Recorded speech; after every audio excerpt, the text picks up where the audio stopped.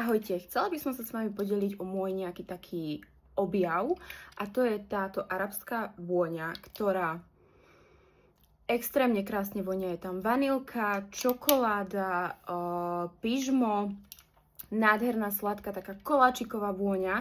Ja keď som ju prvýkrát očuchala, hovorím si, mám doma veľa parfumov, nebudem to preháňať, mám doma moje obľúbené Black Opium a teda.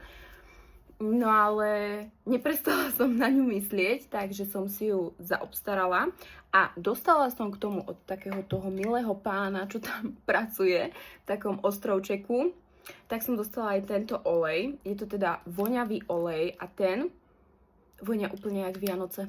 Škorica, nejaký med, akože nádherne to vonia a tieto oleje vynikajúco držia na tele, takže toto je super vec. Je to malinké, ale fakt stačí toho malinko a nepotrebujete to preháňať. Ale teda táto voňavka si získala moje srdce, ten flakon je luxusný a milujem tú voňavku. Je to teda Lattafa Eclair.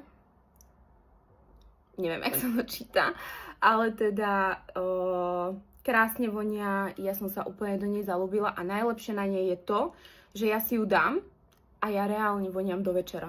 Ako bez srandy, normálne do večera voniam celý čas, cítim ju ja, cítim ju okolie, takže fakt túto voňavku odporúčam, je za mňa vynikajúca.